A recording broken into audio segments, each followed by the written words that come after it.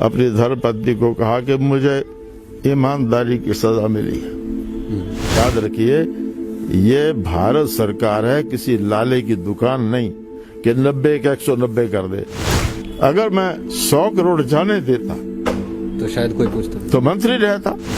केवल इस बात पर मेरे खिलाफ अनुशासनहीनता का आरोप लगाया तो होठ मुस्कराना चाहते थे, लेकिन जब संतोष की याद आती थी तो आंखें बरसना चाहती थी। लोग कहे बाबूजी क्या गला कर दे तुसा असा प्रधान किया बनी सकते। हमारे संबंधी नाराज हो गए। मेरे दादाजी ने मुझे बुलाया, कहने लगे नजदीक मत आना, वही रहो, दोबारा शक्ल मत दिखाना। तुम वकील बने थे तो हम सोचते थे हमारा सर ऊंचा होगा, तुमने हमारा सर नीचे कर दिया। देश का दुर्भाग्य है कि दिल्ली से जो पैसा पंचायत तक के लिए आता है पूरा नहीं लगता। सरकार किसी पार्टी की हो, लेकिन पूरा तंत्र भ्रष्ट भी है, अयोग्य भी है। मुख्यमंत्री बनने से पहले मैं जेल में था, 19 महीने जेल में थे और कभी सोचा नहीं था जेल के दरवाजे खुलेंगे। पार्टियों की सरकारें होती हैं, सरकार की कोई पार्टी नहीं होती। कि गरीब ही हमारा देवता है, उसकी सेवा ही भगवान की सबसे बड़ी पूजा है। वो मंत्र मुझे जेल से मिला। नमस्कार, लाइव टाइम्स टीवी में आप सभी का स्वागत है। मैं हूं मनोज ठाकुर, मेरे साथ senior video journalist Ajay Bhatia ji. और आज हम पालमपुर पहुंचे हुए हैं और अभी आपके बीच में जिन शख्सियत को लेकर आएंगे शायद उनको देखकर आप भी खुश हो जाएंगे। कुछ पहलुओं को लेकर जो है वो उनके साथ बात करनी है। कैसे एक ग्राम पंच जो है वो मुख्यमंत्री पद तक पहुंचे, यूनियन मिनिस्टर तक पहुंचे, उसकी भी बातचीत करेंगे। और पालमपुर, चाहे हम हिमाचल की बात करें या फिर हम पालमपुर की बात करें, हिमाचल और पालमपुर या पूरे हिमाचल प्रदेश के विकास में एक बेहद बड़ा योगदान इन पर्सनैलिटी का रहा है। और शायद मेरे ख्याल से अब आप जान भी चुके होंगे कि इस समय पर हमारे बीच में कौन मौजूद है। हिमाचल प्रदेश के पूर्व मुख्यमंत्री और भूतपूर्व यूनियन मिनिस्टर शांता कुमार जी हमारे बीच में मौजूद है।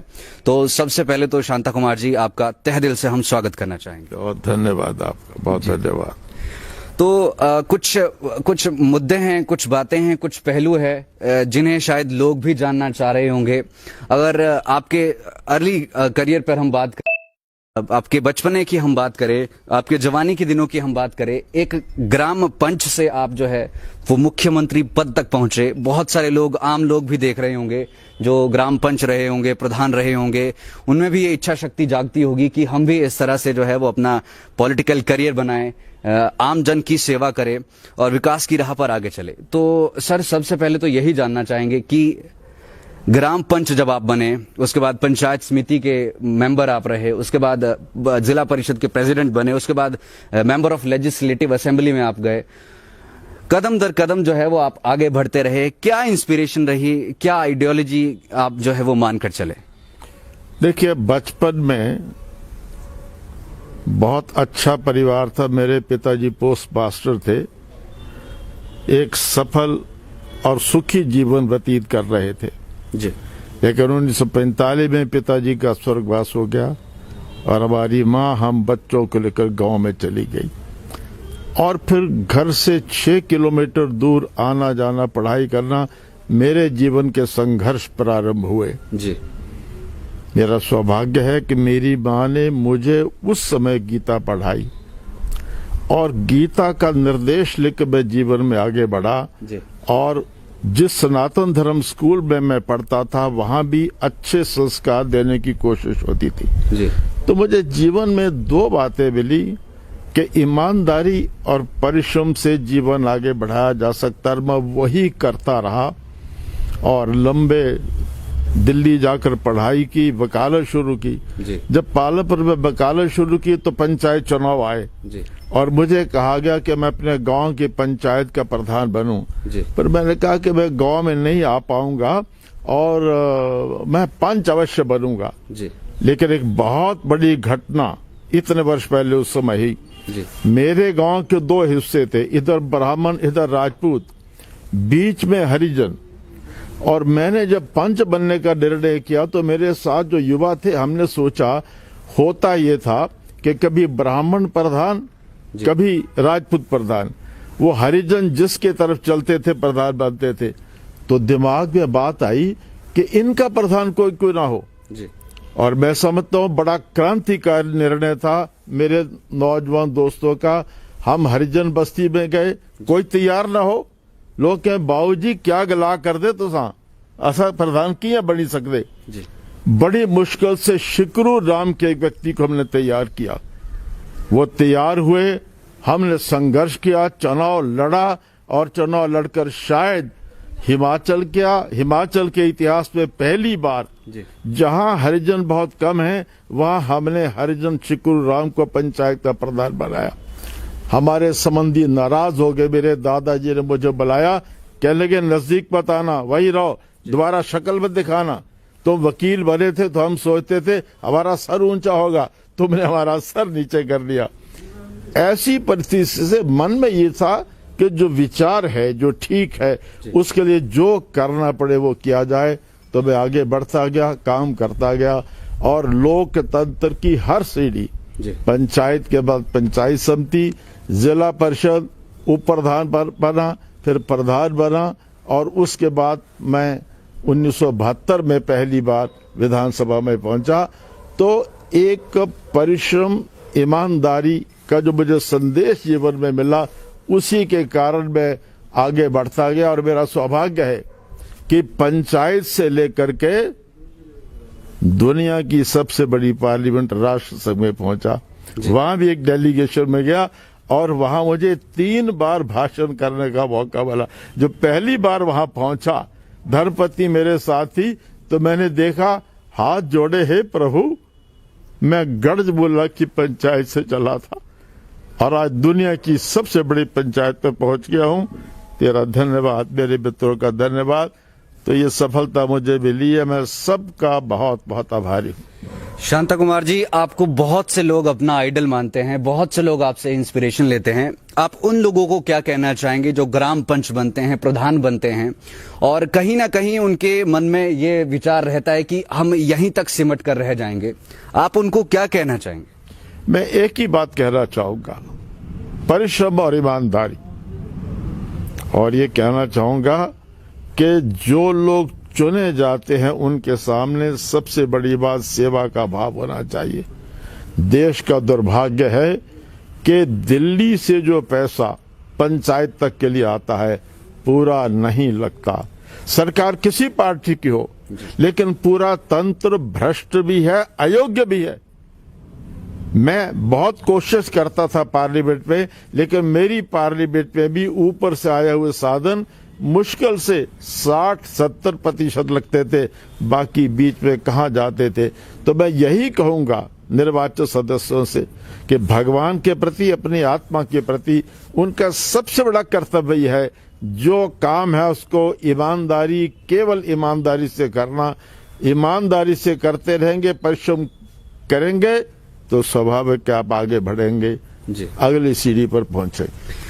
शांता कुमार जी, सबसे पहले तो मैं आपसे ये भी यहाँ पर जानना चाहूंगा और बहुत सारे लोग भी जानना चाहेंगे, गैर कांग्रेसी मुख्यमंत्री हिमाचल प्रदेश की अगर हम बात करें तो पहले आप वो बने, कितना मुश्किल वो था? क्योंकि उस समय की अगर बात की जाए तो उस समय पर सिर्फ कांग्रेस ही जो है वो एक, हम कह सकते हैं कि सरकार थी, कोई दूसरी पार्टी जो है वो उसका इतना वजूद नहीं था। उसके बावजूद भी गैर कांग्रेसी मुख्यमंत्री बनना कितना कठिन ये सफर रहा? और क्या जब आप ग्राम पंच जिस समय पर बने थे, क्या आपने कभी सोचा था कि प्रदेश को लीड करेंगे या फिर आप जो है वो दिल्ली तक जाएंगे? जीवन में तो सोचा ही नहीं था। मुख्यमंत्री बनने से पहले मैं जेल में था जी। 19 महीने जेल में थे और कभी सोचा नहीं था जेल के दरवाजे खुलेंगे। लेकिन एक चमत्कार हुआ, जेल के दरवाजे खुले, चुनाव हुआ और जेल का कैदी प्रदेश का मुख्यमंत्री बन गया। और मुख्यमंत्री बनने पर राजनीति में मेरे आदर्श अटल बिहारी वाजपेयी रहे हैं जी। और अटल बिहारी वाजपेयी जी ये कहा करते थे, दलों की दीवारें बहुत छोटी होती हैं, राष्ट्र का मंदिर बहुत ऊंचा होता है। दलों की दीवारों में हमेशा मत सोचो। और एक बार उनसे मुझे डांट पड़ी थी जी। बोट क्लब पर बहुत बड़ा सम्मेलन था, पाकिस्तान के विरुद्ध मेरा भाषण हुआ, मैंने बड़ा जोशीला भाषण दिया और याद है भाषण के आखिर में कहा कि पाकिस्तान ने सारी सीमाएं लांघ दी हैं, अब तो द्रौपदी का चीर हरण भी हो गया, अब तो महाभारत हो ही जाना चाहिए। मेरे भाषण पर बहुत तालियां बजी और मंच पर मुझे सबने बधाई दी, लेकिन जब मंच से नीचे निकले अटल जी ने बुलाया किनारे और कहने लगे तुम भूल गए कि तुम मुख्यमंत्री हो। जी। एक मुख्यमंत्री को एक राजनीतिक नेता की तरह इस प्रकार का भाषण नहीं करना चाहिए। तुम्हें नहीं कहना चाहिए था कि महाभारत और युद्ध छिड़े। जी। और जब मैं जाने लगा तो बुलाकर पीठ थपा कहने लगे वैसे तुम्हारा भाषण बहुत अच्छा था। तो मैंने ये सिद्धांत बनाया कि भले ही कांग्रेस सरकार दिल्ली में है, जी। लेकिन मुझे नहीं याद कि केजरीवाल की तरह मैंने कभी दिल्ली सरकार की आलोचना की। परिणाम ये है कि मैं गैर कांग्रेसी मुख्यमंत्री दिल्ली की कांग्रेस सरकार से वो करवा पाया जो कांग्रेस सरकारें सोच भी नहीं सकती थी। जी। देखिए हिमाचल प्रदेश में मैंने कहा कि साधन आने चाहिए। कहां से साधन आए? एक बड़े अच्छे अनुभवी सेक्रेटरी थे, उन्होंने कहा जी हिमाचल में हिमाचल का पानी है, तो उसके लिए पहला निर्णय हमने किया कि पन बिजली परियोजना में प्राइवेट सेक्टर को बनाएंगे, जिस पर बहुत बड़ी हड़ताल भी हुई थी। दूसरा निर्णय किया कि हमारा पानी, बड़े बड़े डैम योजनाएं बनती हैं, हमारे लोग उजड़ते हैं, हमारी धरती डूबती है, हमको कुछ नहीं मिलता। तो मैं एक विचार लेकर के दिल्ली गया कि हिमाचल प्रदेश को पन बिजली परियोजना में रॉयल्टी मिलनी चाहिए। जी। लेकिन मुझे याद है कल्पनाथ राय मंत्री थे, कहने लगे अरे भाई दुनिया में कहीं पानी की रॉयल्टी नहीं, तुम्हें कैसे मिलेगी? जी। मैं बात करता रहा और उनके साथ मेरा इतना प्यार का संबंध हुआ। आप हैरान होंगे, आप कल्पना नहीं कर सकते कि मैं अलग पार्टी का मुख्यमंत्री उनके पास जाता था तो एक दिन कह लगे तुमने मुझे तंग कर दिया रॉयल्टी की बात करके, मैं तो कुछ नहीं कर सकता, एक काम कर सकता हूं, तुम्हें प्रधानमंत्री के पास ले चलता हूं। जी। श्री नरसिंह राव जी के पास मुझे कल्पना लेकर के गए। जी। और कहने लगे ये मुझे बहुत तंग करता है, मुझे वो तू कहते थे, बुजुर्ग थे और बड़ा प्यार करते थे। जी। जी। तो ये रॉयल्टी की बात करता है। जी। तो नरसिंह राव जी अंदर आ रहे थे, मैं जो ही अंदर गया तो मुझसे निकल गया, मैं कहा प्रधानमंत्री जी हूं तो मैं भाजपा का, पर आपसे विशेष बात करने आया। गुस्से हुए, ठहरो, खड़े हो जाओ, दोबारा ये मत कहना। बहुत विद्वान थे नरसिंह राव, बहुत विद्वान थे। और एक वाक्य कहा, उनका याद रखो पार्टियों की सरकारें होती हैं, सरकार की कोई पार्टी नहीं होती। क्या? न तुम्हारी सरकार की कोई पार्टी है, न मेरी सरकार की कोई पार्टी है। बैठो। बड़े प्यार से मेरी बात सुनी और कल्पना था, कहने लगे ये कहीं होता नहीं पानी की। मैंने कहा जहां लोहा होता है आप रॉयल्टी देते हैं, जहां सोना निकलता है आप रॉयल्टी देते हैं, आप हर खनिज की रॉयल्टी देते हैं। मेरे प्रदेश का पानी ये रॉ मटेरियल है बिजली पैदा करने का, जी। तो मुझे क्यों ना मिले? अंत में नरसिंह राव जी ने कहा कि कल्पनाथ राय छोटे प्रदेश के मुख्यमंत्री की बात समझ करके अनदेखा मत करना, इनकी बातों में दम है। उसके बाद ऑफिसर्स की कमेटी बनी, विचार विमर्श हुआ और 6 महीने के अंदर निर्णय हो गया कि हिमाचल प्रदेश में बिजली परियोजनाओं में 12% बिजली रॉयल्टी के रूप में मिलेगी। आज करोड़ों रुपए मिल रहे हैं। ये बड़ी हैरानी की बात है कि कांग्रेस सरकार से मैं मुख्यमंत्री, उसका कारण एक ही था कि मैं कभी विरोध नहीं, मैं कहता था मैं मुख्यमंत्री हूं जी। और मुझे सम्मान करना चाहिए केंद्र सरकार का। इसलिए विकास के इतने काम इसलिए हो सके कि मैं राजनीति की उलझन में नहीं पड़ा। और मुझे बहुत खुशी है कि मैं बिजली परियोजनाओं में प्राइवेट सेक्टर को लाने का काम सबसे पहले हिमाचल प्रदेश ने किया और पूरे देश को पानी में रॉयल्टी दिलवाने का काम पूरे हिमाचल प्रदेश में किया। उसका कारण था कि मुझे एक दृष्टि मिली थी कि मैं पार्टी का तो हूं, लेकिन पार्टी की दीवारें बहुत छोटी होती हैं, राष्ट्र का मंदिर बहुत ऊंचा होता है।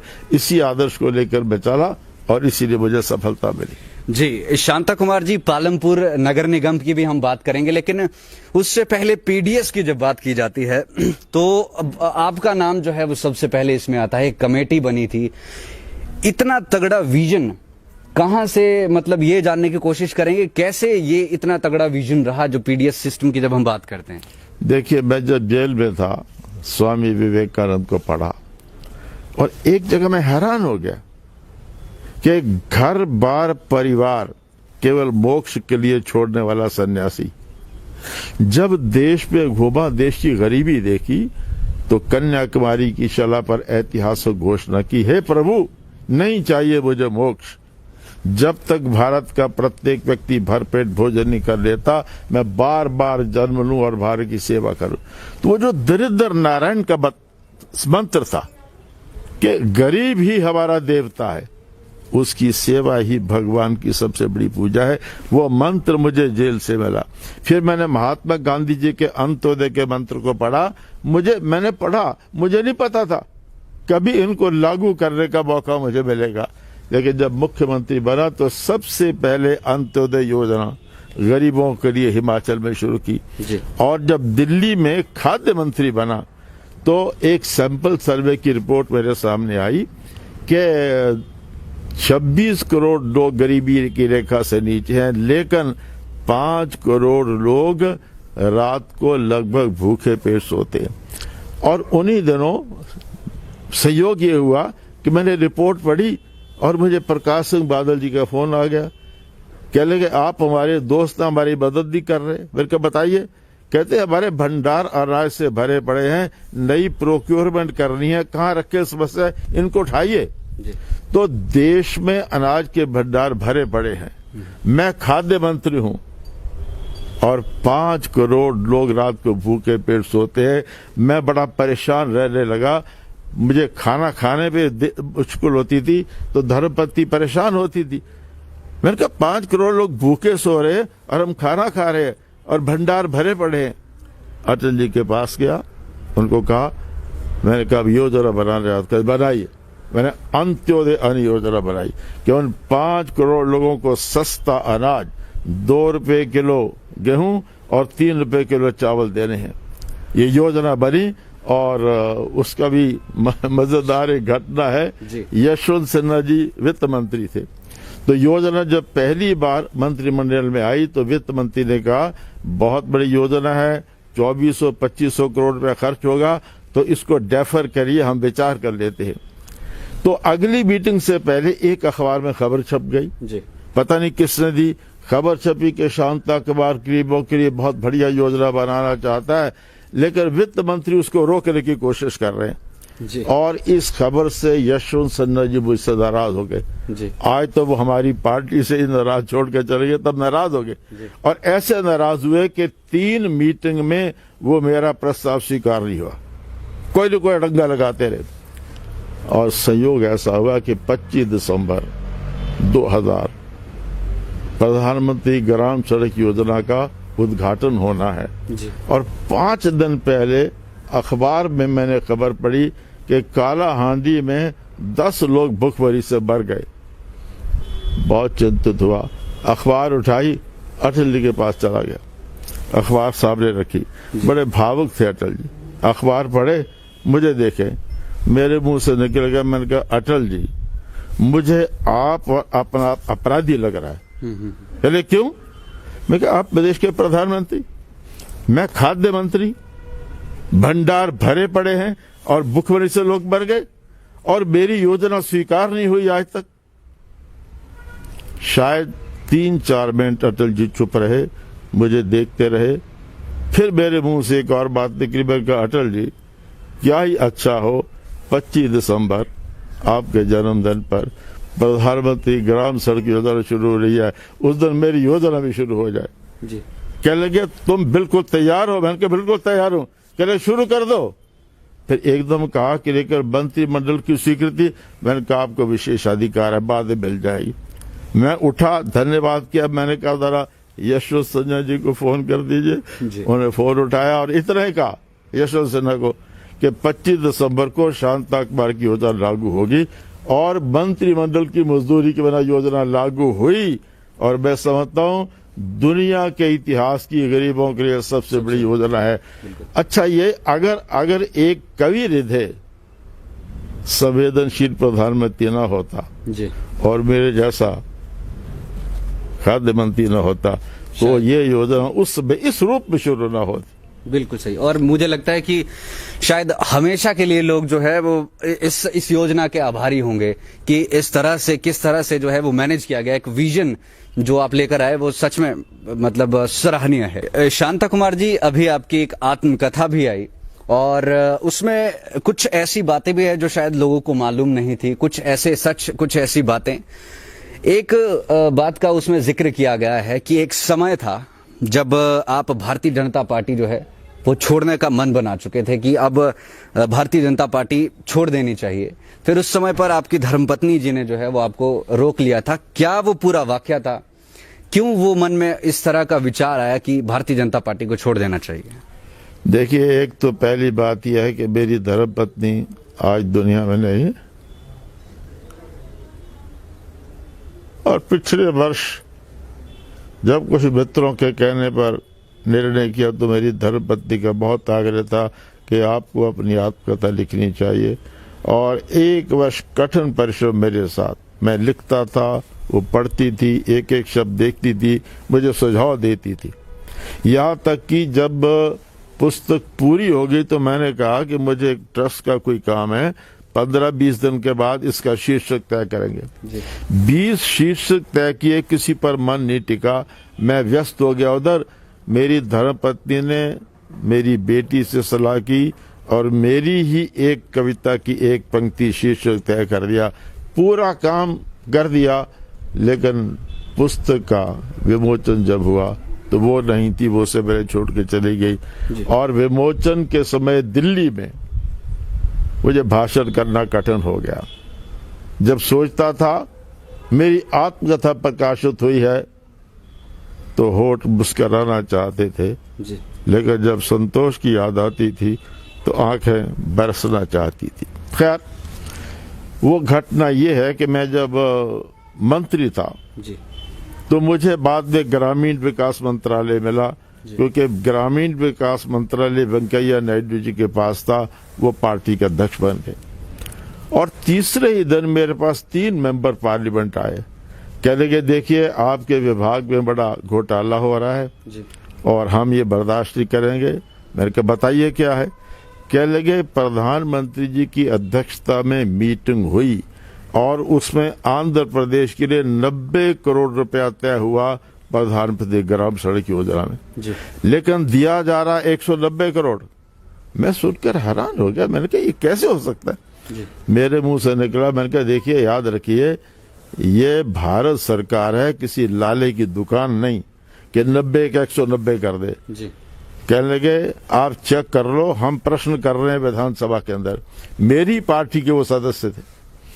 मैं हैरान हुआ, मैंने ऑफिस में अधिकारी बुलाए, फाइलें मंगवाई तो सच निकला कि प्रधानमंत्री जी की अध्यक्षता में निर्णय, आंध्र प्रदेश 90 करोड़ जी। दिया जा रहा है 190 करोड़, कोई जस्टिफिकेशन कहीं पर नहीं।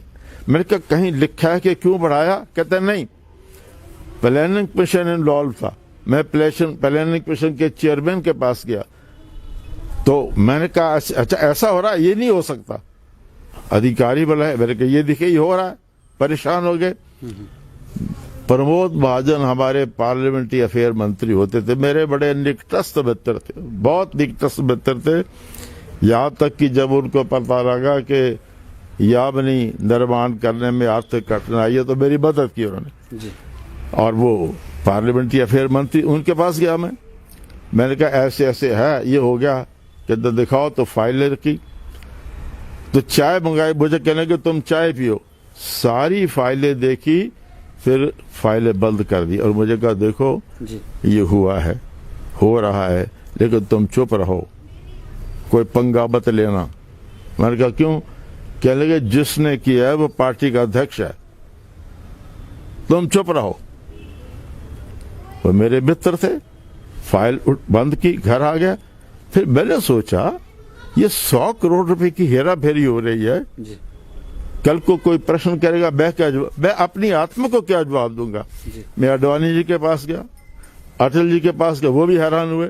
मैंने कहा देखिए मैं अब 190 नहीं 90 करोड़ भेजूंगा। जी।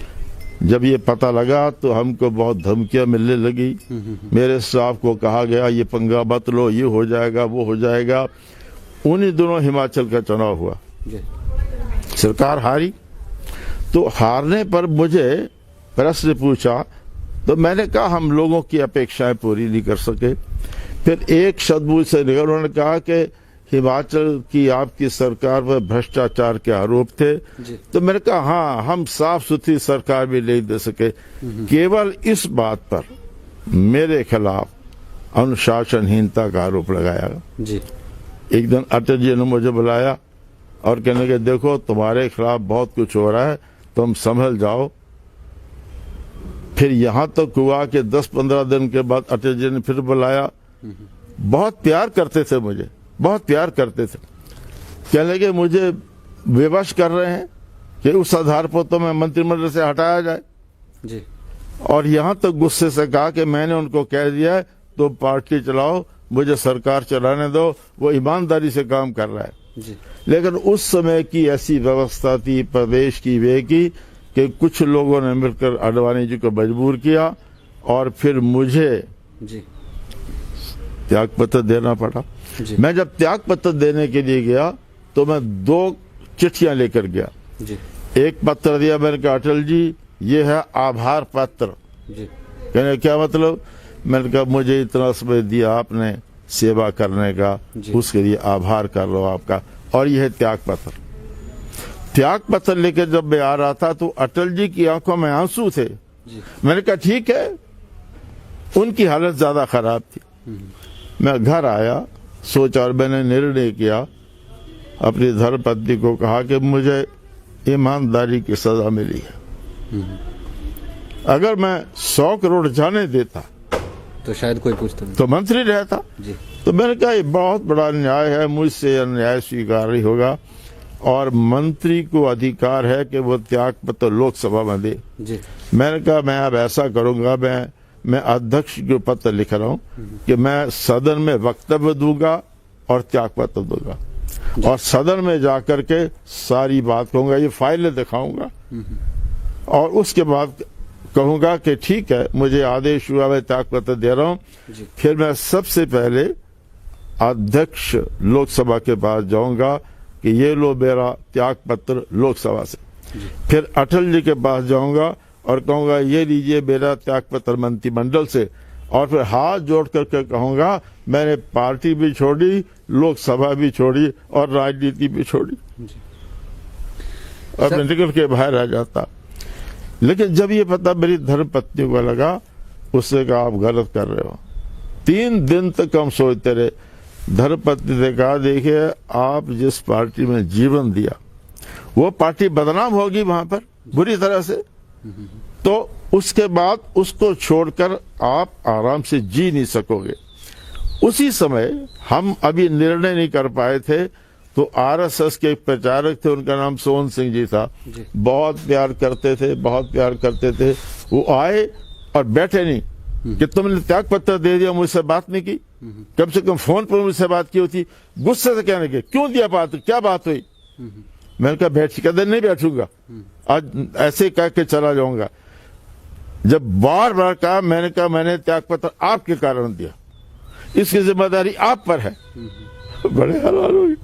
मैंने कहा बैठिए। मैंने कहा सोहन सिंह जी, संघ की शाखा में आपने ईमानदारी का पाठ दिया, मैंने देशभक्ति की बात संघ की शाखा में विवेकानंद में सब पढ़ी और जो आपने पढ़ाया था वो किया, इसलिए त्यागपत्र दिया। जी।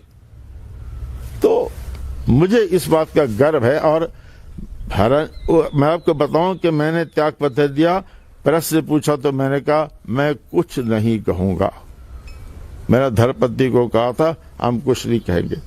लेकिन उस समय अखबारों ने जो लिखा है, और मैंने अपने इसमें दो अध्याय हैं।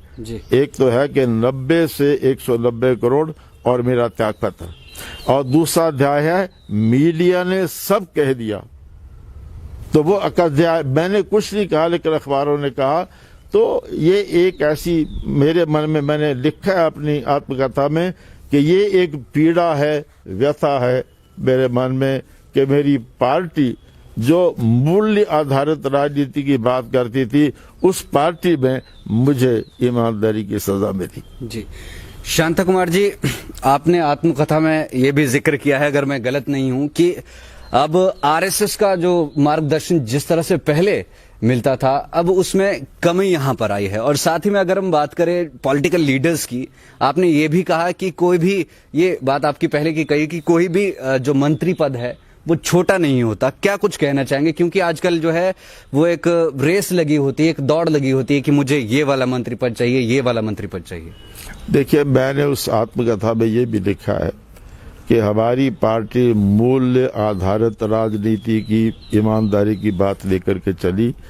उस समय पार्टी के पास कुछ नहीं था। जब 51 में मैं पार्टी से जी। कुछ नहीं था पार्टी का, ना कोई बड़ा नेता था।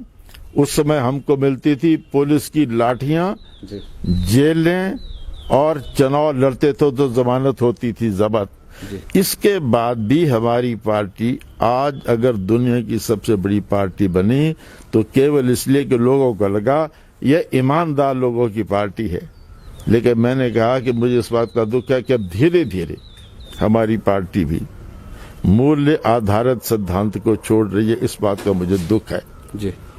और मैं उसमें मैंने लिखा है मेरी अंतिम इच्छा यही है, क्योंकि छल कपट की, दल बदल की राजनीति से सरकारें बदल सकती हैं, समाज नहीं बदल सकता।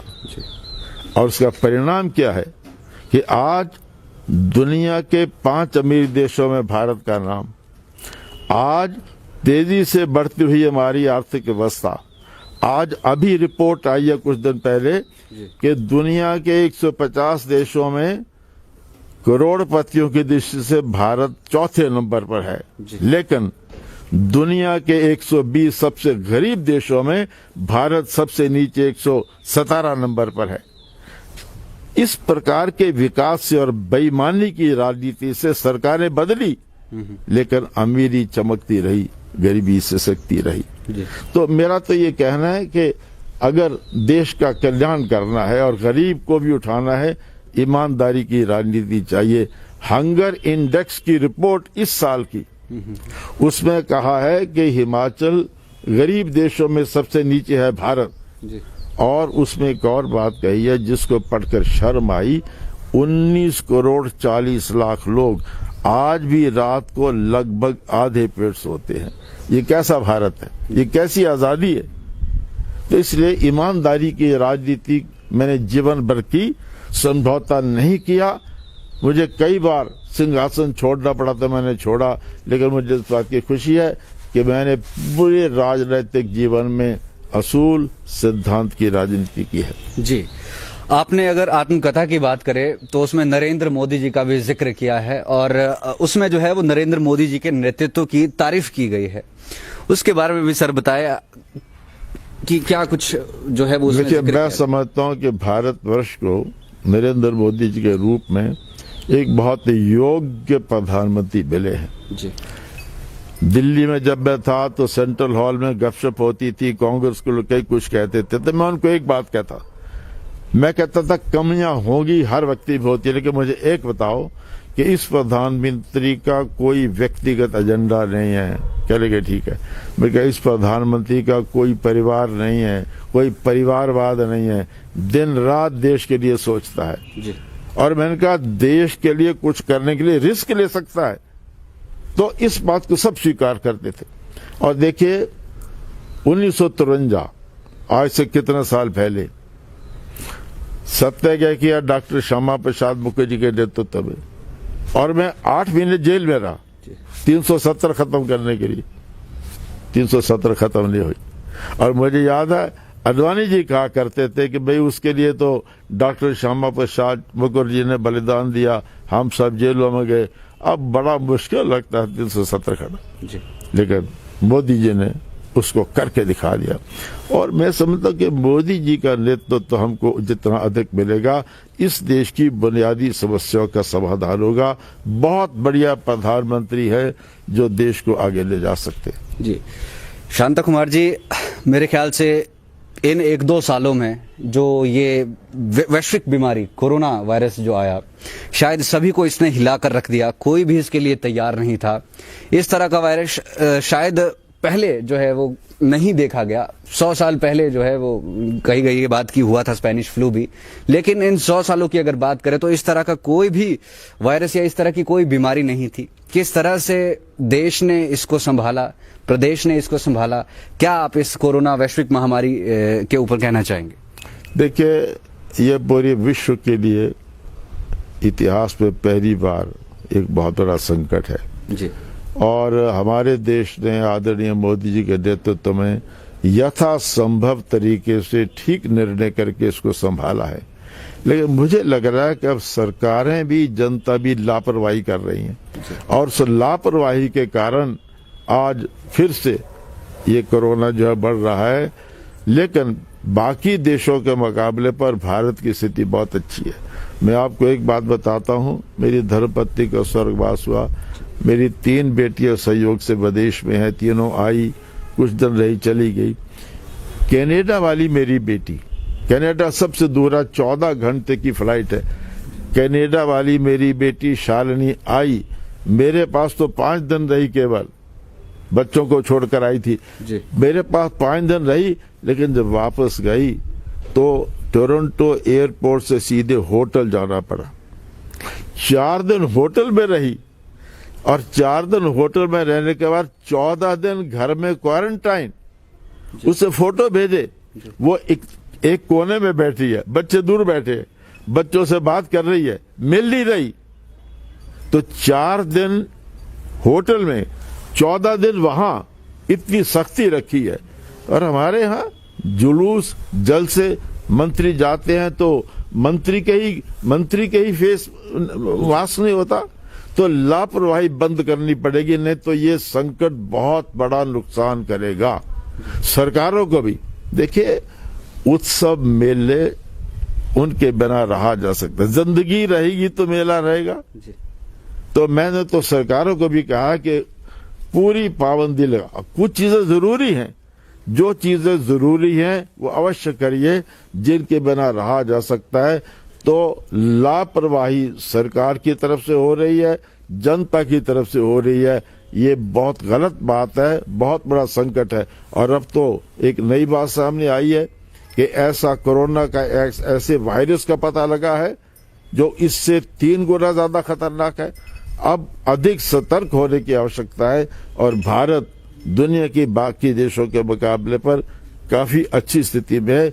इसको और ठीक करने की कोशिश की जानी चाहिए। शांता कुमार जी, ना सिर्फ पालमपुर की जनता, चारों नगर निगमों की हम बात करें या पूरे हिमाचल प्रदेश की बात करें, कहीं ना कहीं आपको आइडल मानती है। तो आप क्या कुछ कहना चाहेंगे जो नगर निगम के जो अभी चुनाव होने वाले हैं, किस तरह से वोटिंग करनी चाहिए, क्या कुछ जो है वो अपने दिमाग में रखकर वोटिंग करनी चाहिए? मैं चारों नगर निगम के मतदाताओं से निवेदन करूंगा कि सबसे पहली बात कि अच्छे लोगों को चुने, अच्छे लोगों को चुने। बाकी इतना जरूर है, भारतीय जनता पार्टी के होने के कारण मैं ये भी कहूंगा कि भारतीय जनता पार्टी की निगम बनने के कई फायदे हैं। एक तो हिमाचल प्रदेश में सरकार हमारी है, दिल्ली में सरकार हमारी है, इसलिए भारतीय जनता पार्टी की निगम बनेगी तो हम अधिक सहयोग केंद्र सरकार और भारत सरकार से ले सकते हैं।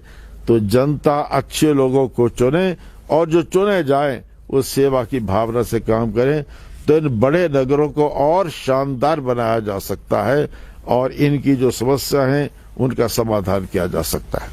जी बिल्कुल सही। आप लोगों को मालूम होगा कि बहुत से नेतागण जो है वो कर्मठ होते हैं, लेकिन ईमानदार और कर्मठ नेता होना अपने आप में एक बहुत बड़ी बात होती है। और हमारे बीच में शांता कुमार जी, जो कि ईमानदार, कर्मठ और अपने विकास कार्यों के लिए जाने जाते हैं। शांता कुमार जी, आपने अपना कीमती समय हमें दिया, आपका तहे दिल से धन्यवाद। नहीं, मैं भी आपका बहुत धन्यवाद करता हूं और दर्शकों का भी धन्यवाद करता हूं कि मुझे अपने मन की बहुत सी बातें कहने का अवसर मिला। आपका बहुत धन्यवाद। जी, बहुत बहुत शुक्रिया। देखते रहिए Live Times TV for true honest reporting. मैं हूं मनोज ठाकुर, मेरे साथ senior video journalist Ajay Bhatia ji, साथ में निष्ठा चड्ढा और राजेश जी। धन्यवाद। जय हिंद,